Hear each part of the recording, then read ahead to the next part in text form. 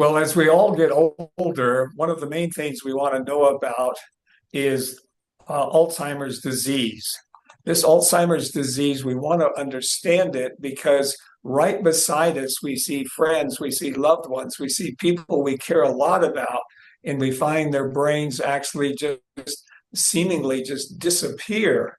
And this is why today we want to discuss a bit about Alzheimer's so we just have a better understanding as we go forward. I'll try to bring the very latest that we have in the medical literature and the medical practice, the conferences that I go to.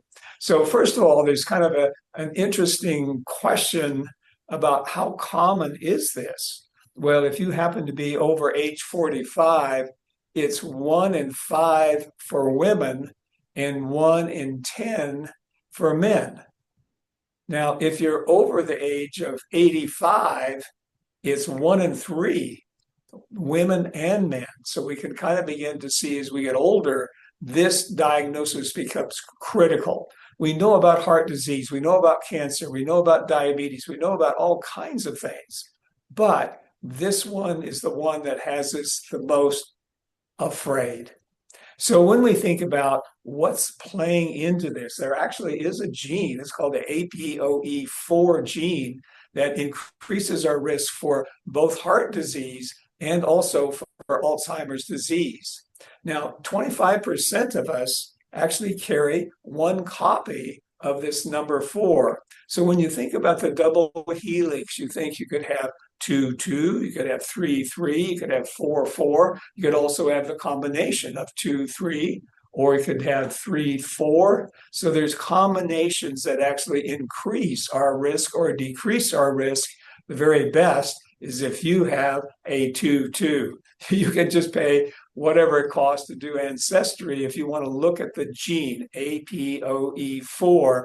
And you begin to learn as we go through this process why you actually want to know what is your risk. But worldwide, 10 million new cases every year. 60% of these are found in low and middle income countries where that have limited health care. And this applies also here in the United States. Well, first of all, we kind of want to know, well, why does it seem that women have Alzheimer's more commonly than men? And I thought there was something about maybe hormones, menstruation, menopause, all these kind of things. But when you actually look at the age specific, so 65 to 65, 75 to 75, there is little difference. Women just live longer than men, and the longer you live, age is one of the major risk factors of Alzheimer's. So early hormone replacement in menopause may decrease Alzheimer's disease. So I'm a very pro hormone replacement person. Evidence is coming out to push away some of those fears about breast cancer and other things that were associated with hormone replacement. Now, if you're not on hormone replacement and you start it late, there's a little evidence that it may actually increase Alzheimer's disease, and we don't know why. So take home for women and men, midlife, avoid obesity, maintain physical exercise, avoid microprocessed foods, use foods that grow and hang out together, social interactions, and those are some of the topics you'll be hearing about. So the core drivers in the Alzheimer's disease, we think that there's this complex that brings us to Alzheimer's that's multi-channel. So toxins like alcohol, cigarettes, plastics, additives, sweeteners, flavor enhancers, all this, even if you have these meat substitutes, we look carefully whether there's glutamate or hydrolyzed soy protein. We know these can be risk factors. And then we want to keep the brain working well. That's where obesity comes in and insulin resistance. We don't want that. And then anything that causes inflammation may contribute to dementia. We'll actually talk a little bit about even the imbalance in our microbiome, which might play into this. Well, let's just spend a moment on plastics. And I was shocked when I saw this little image that my my AI bot created for the spoon in somebody's brain. But autopsies report in 2025 frontal brain tissue 4,806 micrograms per gram, 50% increase in autopsy brain since 2016. Higher plastics in the brain than even the liver and the kidney, which are our filtering system. Now, the primary plastic here is the polyethylene. That's what you find in your water bottles, air in cars, heated foods. And currently, we have no way to actually remove plastic from our brain. So just as a prevention, and all of this discussion is going to be how we can prevent and treat dementia and mild cognitive impairment. So when you drink water, only drink from glass and stainless steel. Do not use the plastic containers. Do not heat your foods in plastic containers, and just be so careful. And also, if you can, wear natural fiber clothing.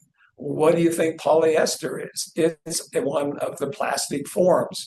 So we just must be very careful. Now, obviously, lifestyle is important. And I think all of our grandmothers said, eat your vegetables. And when you eat them, the deep colors.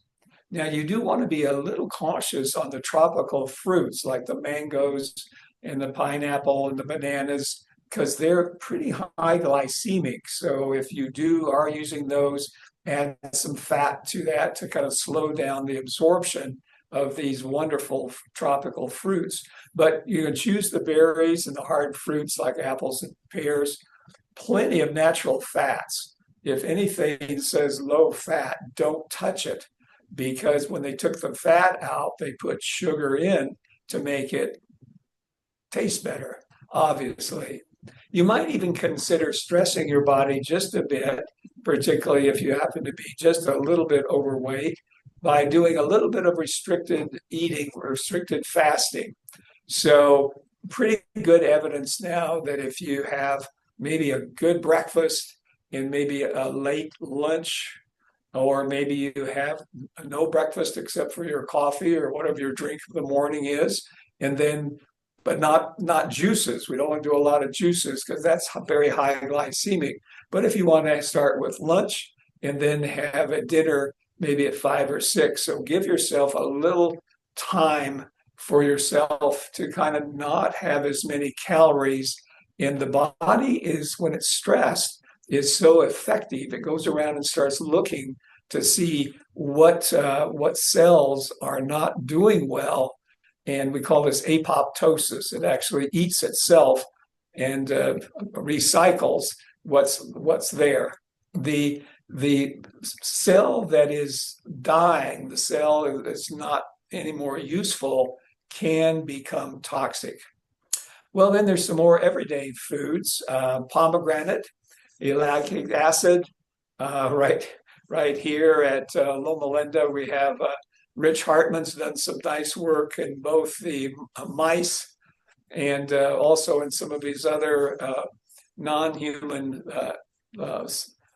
test animals. And he was actually testing one of the early monoclonal antibodies for a pharmaceutical company, and he had about $30,000 left. And so he gave half of his little rats the monoclonal antibody, and he gave the other half just plain old pomegranate. And lo and behold, when he sacrificed the little animals and looked at their brains, the amyloid plaque that it created because they were aging rats, actually the pomegranate rats did as well or better even than the monoclonal antibodies.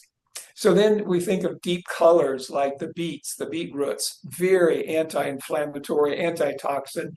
You know, the phenols and the sapons, these are very, very helpful. Blueberries, there was a 6-month intervention where with mild cognitive impairment in humans, significant increase in mental processing speed compared to placebo. And then our good old tomatoes with the lycopene, which may be the key to some of our Mediterranean diet values. that are very well documented. Now we turn our minds a little bit to the omega-3 fatty acids. And I do have a little spoiler alert here because I paid for college and medical school by commercial fishing salmon in Alaska. And so my comments may be just a little biased. But Alzheimer's disease is associated with higher markers of inflammation, such as the cytokines IL-2, 6, and 8, and tumor necrosis factor. Eating fish several days per week is associated with a decrease in inflammatory markers. Now, many might think, well, why eat fish if I can just take a omega-3 pill? So I just put some comparisons here. Dietary fish, omega-3 supplement. You can see in these columns that the EPA delivered with the fish is 400 to 700 milligrams EPA per serving. And of course, with the supplements, you can go all the way to 2,500. Now, when you compare low or no fish intake groups, and then placebo oils, DHEA rich and EPA rich, you'll notice there that there's a variation here in the results.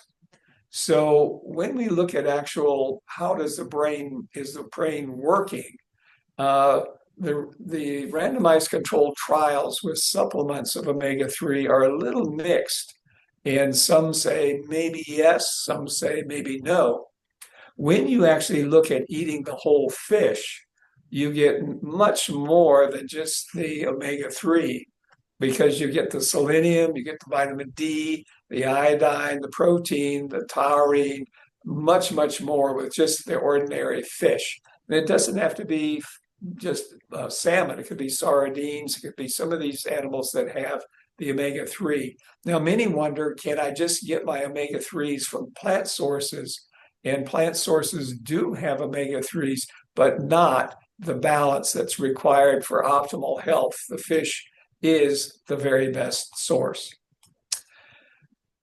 As we might imagine, the gut microbiome does play a role in this.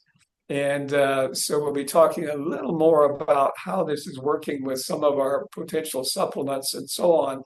But the gut bugs in you, there's the little bugs actually make a short chain fatty acid, L-butyrate, which really, really is very, very valuable. And then some of the neurotransmitters like serotonin, dopamine that are coming in through the vagus nerve to our brain. And then we have kind of what's called the leaky gut syndrome. And in this situation, there's agencies that move into the bloodstream that were supposed to stay in the gut. And these enzymes can alter the amyloid plaque. So we probably, if we're just thinking about foods we can eat to improve this, don't forget our gut bugs. So the probiotics like the fibers, then we have the fermented foods like the sauerkraut, the kimchi, kefir, pickled ginger, kombucha. All of these things can be very, very healthy in our diet. Well, we'll take a break here for a moment and we'll begin to look at some of the interventional sides of our relationship to Alzheimer's disease.